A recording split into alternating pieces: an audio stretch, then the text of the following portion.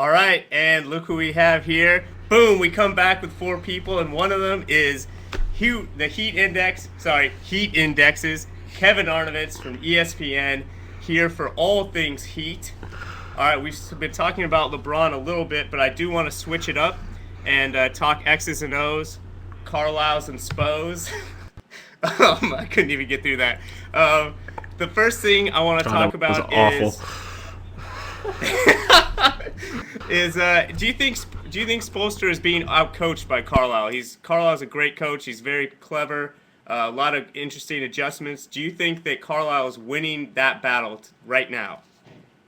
I think he's winning the rotational battle, and he took a series of gambles in Game 4 that worked out beautifully. The notion of going with sort of Marion and Deshaun Stevenson as the platoon at the 3 rather than starting Deshaun at the 2 was brilliant. The Barea experiment worked. I think it was neither good nor bad.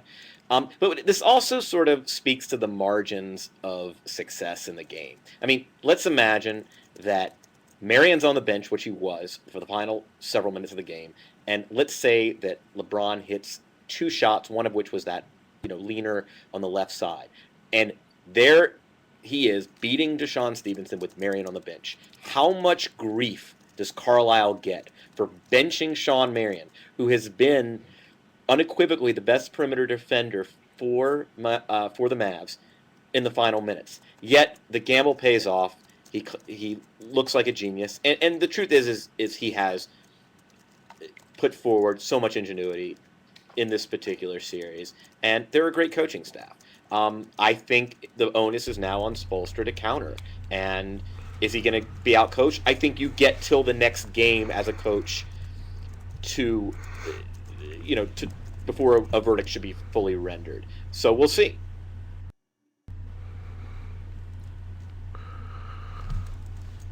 Want to remind people to sign in and ask questions. You can submit a text question or a video question if you have headphones and a microphone. Kevin, Carlisle adjusted with Barea in the starting lineup.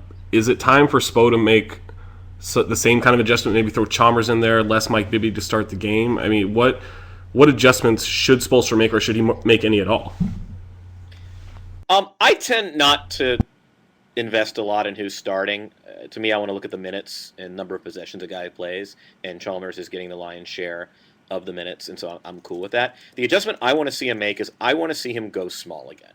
I think LeBron needs to be at the 4. I think that would do a number of things. I mean, it would serve as a decongestant. One of the reasons that LeBron's having trouble is they're jamming him on the strong side, and that would enable him to set up closer to the basket. Now he's in that Karl Malone area that Spoelstra always talks about, the foul line extended. Now he's surrounded by 3 shooters, and that gives him more opportunities to facilitate. I mean, I know the critics are going to beat him up, if he only takes 11 shots and passes out and shrinks from the moment. But I think, his per as a 4 this year is above 30. It's astounding. Now, that doesn't come without risk. If they go with Bosch at the 5 and LeBron at the 4, they leave themselves a little bit vulnerable in the glass. And Tyson Chandler could bulldoze Bosch underneath, potentially. But I think the second Chandler checks out of that game, it's unconscionable for the Heat not to go with LeBron at the 4. Kevin, you mentioned how the margins for victory here are so slim, but don't you think that the mere fact that the margins of victory are so slim is perhaps an indictment on Spoelstra because the Heat are so much more talented than the Mavericks are? I think it's somewhat of an indictment on Spoelstra. I mean, I don't want to come across as a Spo apologist, which I probably am. I think he's doing some innovative stuff. I love that double stack low they ran to free up Wade, and ultimately got a slam dunk for Joel Anthony, which is a humongous achievement for any offense. But I think. Uh-oh. We've got Kevin. He's hard lined in, but he is got a froze. We got now a question from John Ringo of Daily Dime Live fame. What have you seen from the Dallas D that has clamped down on the Heat's O in crunch time? Really good question. I think one thing that Dallas has done an excellent job of in crunch time, the last 8 minutes of these games, is one, they really pick up the activity on defense as far as stunting and recovering. There's a lot of Wade or LeBron dribbling on top, and they're trying to make those there's Kevin, come on these creases like right at the elbows, and Terry or whoever's on the wing is coming up and jumping that really nicely. And so I think that if they're going to penetrate the Mavericks defense late, it's really important for them to do it passing instead of trying to dribble from directly on top, because it looks like the Mavericks have a pretty good comfort level with jumping and hedging and reacting. What do you think, Kevin?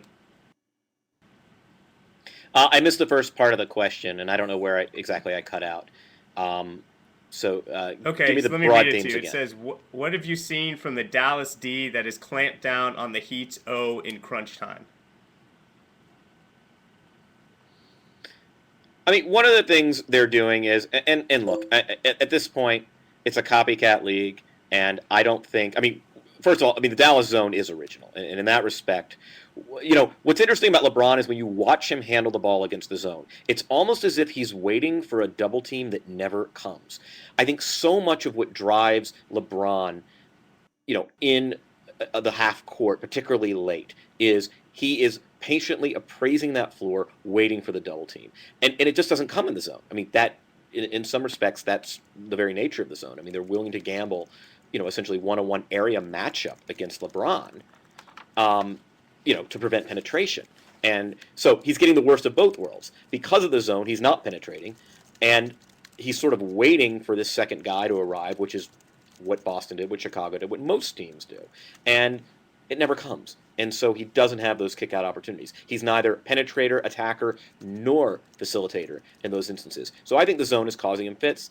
The other thing, though, is, honestly, I don't think they're doing I don't think they're doing anything remarkable. I think, somehow LeBron James is going to have to figure out how to take Jason Kidd one-on-one from the left side.